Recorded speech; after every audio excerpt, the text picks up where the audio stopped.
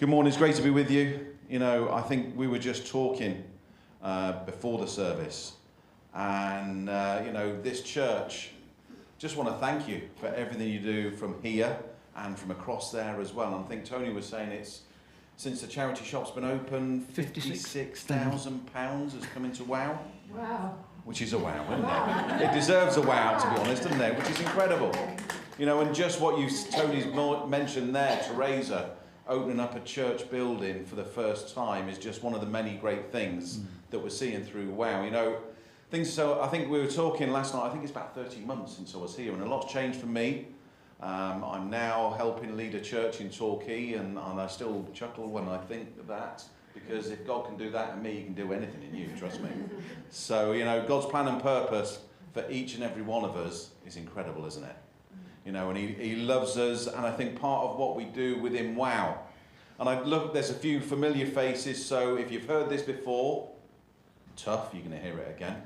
This is what WoW is. WoW was established by my parents over 50 years ago. For the last 22 years, we've been the directors of WoW, and myself and Rachel, during that 22 years, we've transitioned WoW from what it was to where we are now.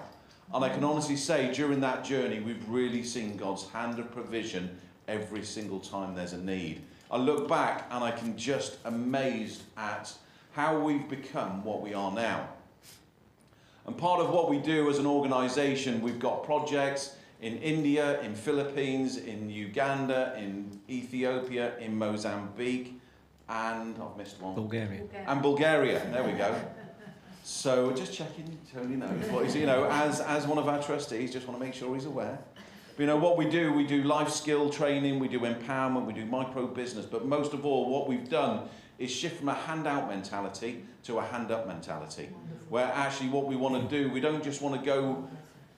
I think sometimes in the past, if we're honest, we've been guilty of going thinking we've got all the answers, thinking we can go and fix things and everything else like that. But what we've done is flip that upside down and go, actually, right, what can we do to serve you, to train and equip you? Because actually, you're here day in, day out, and you can do it. You don't need us. You just need some support, and sometimes some financial support to get things going, to get the momentum.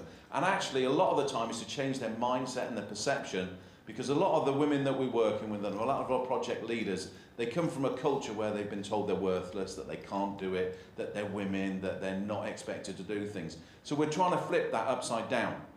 And we've really seen a massive change in the projects that we've been doing. And I think, you know, what we've done is we've brought women together in clusters where they come together weekly, they meet together, they pray together, they study together, they laugh together, they cry together, they do everything together as this cluster. And what that's done is built real community. And sometimes God has his own plan, doesn't he?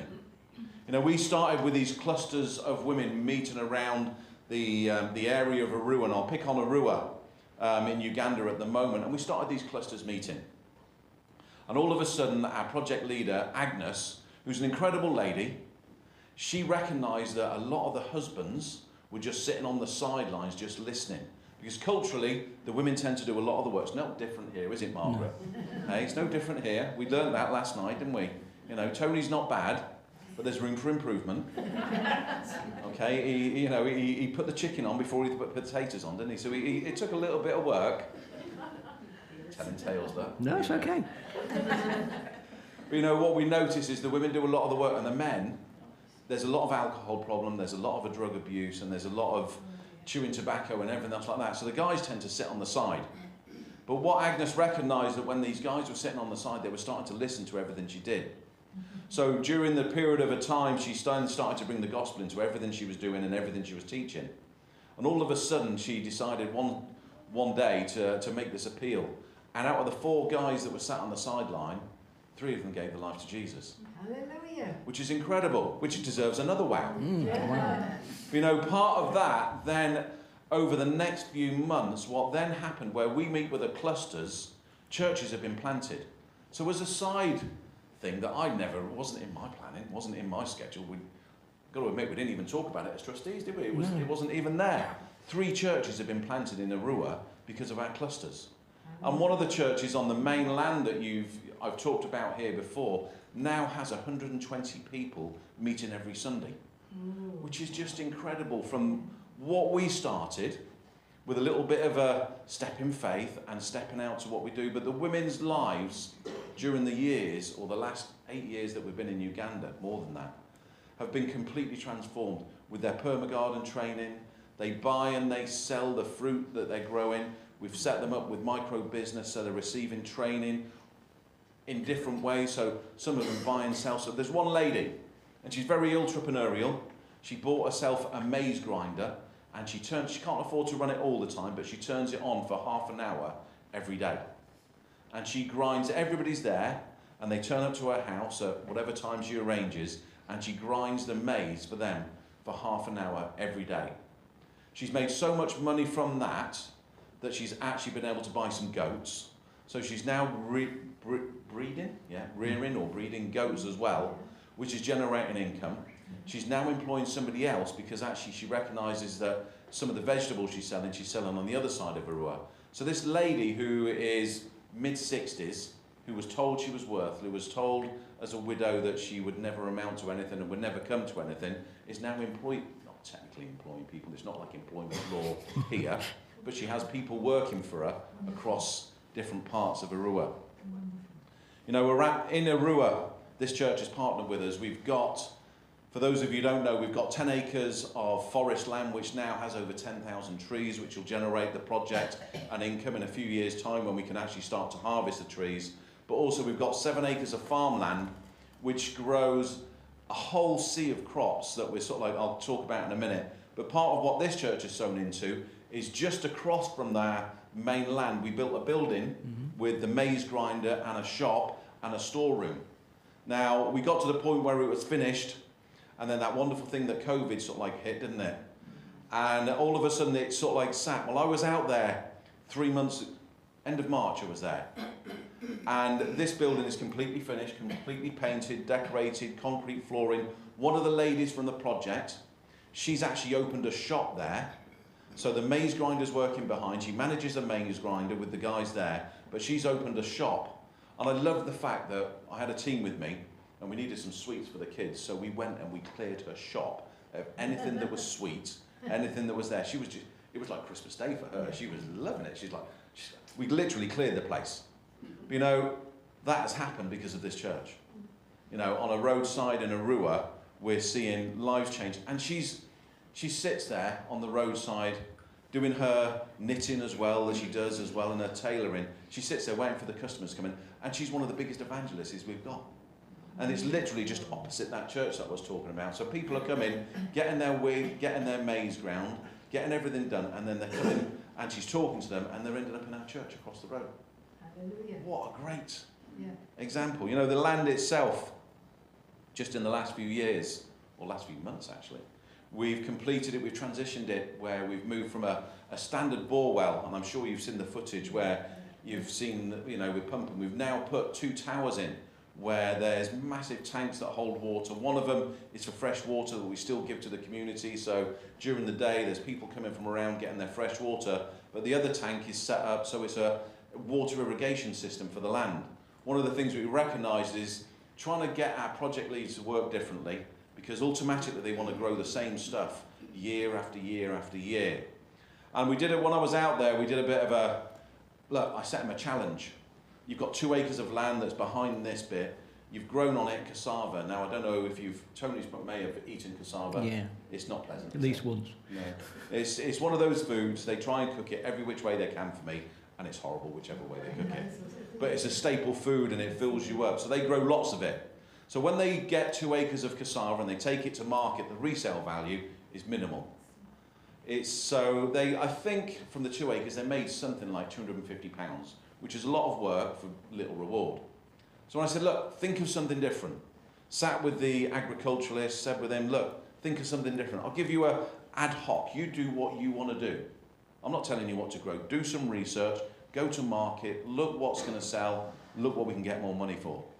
So we decided to plant watermelons.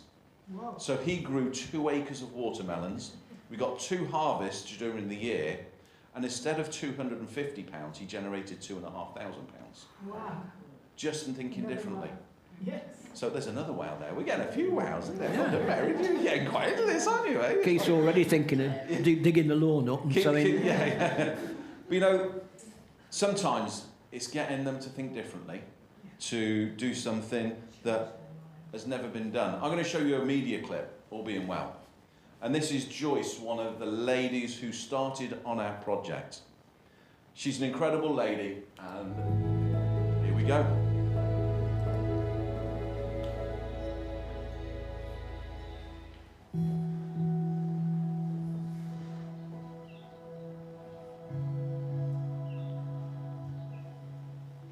By name, I call Joyce. My husband died of HIV/AIDS. During my husband's burial, after burial, everything was taken. I was left as I am. With the little children, they were all in this size. So from there, I was just praying. And then prayers helped me a lot. I have been struggling also, looking for school fees, looking for food, digging myself, and then the house which I was left in, that fallen. Yeah, it is fallen. And then from there I also struggled to build this small one where I'm now sleeping in. Our Father is there. Whatever He promised for me, all my needs will come. When WoW came in, out of that preaching, counseling, and giving something to us, I really felt consoled. I felt consoled because I was getting my food, I was getting soap, food, beans, sugar, something good for me. Something good really, it helped. It helped me so much. I woke up around 5 in the morning. I finished my work as you have seen here. The challenge is, after finishing all this work, I begin thinking, where will I get food? And where will I get money? Because from 1st to 30th, it's not easy. It's not easy. I really thank you people for your support. Since we began up to now, you are with us. May Almighty Father reward you abundantly, and you take our greetings from Africa, Uganda, Rua, to UK people.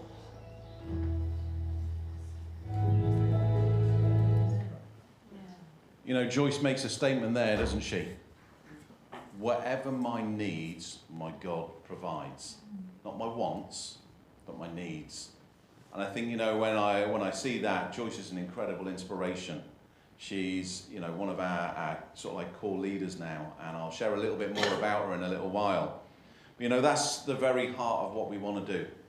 We want to see women that have been abandoned, abused, neglected, that society's said you're worthless, to actually come alongside them. And, you know, so often we see them sort of like literally physically walking in, you know, and spiritually and just bent over double, because they're carrying the weight of everything. You know, Joyce, when she came on, you know, had lost her husband to AIDS. She'd been kicked out of her village because when her husband died, the tribesmen met together and they decided that it was her fault that her husband died, so they kicked her out of the village and she had nothing. So when she came to our project, she was dejected, she was beaten down. But I'll share a little bit more about her transformation later. You know, that's just one of the incredible women that we have the privilege to work with. You know, our aim is to train and to transform and to equip and to release the women and their families, because we recognise if we can empower the women, that has a positive impact on the families. that start to have a positive impact on the families, you start to have a positive impact on the community. You start to impact a community, you start to see transformation within the town. You know, 2 years ago, I was out there and went to a different part of Arua, and I'm focusing on that because I've literally just got back a few weeks ago from it at the beginning of April. And when we were there 2 years ago, we recognised there was a plot of land that needed a bore well. There was a community of women, our cluster women, who were walking 5 kilometres to get fresh water. So with a church down in Torbay, they partnered with us and they said, right, we'll do something, we'll get the bore well in. You know, we put the bore well in and we strategically put it by a church, which was a struggling church, in the middle of a bush.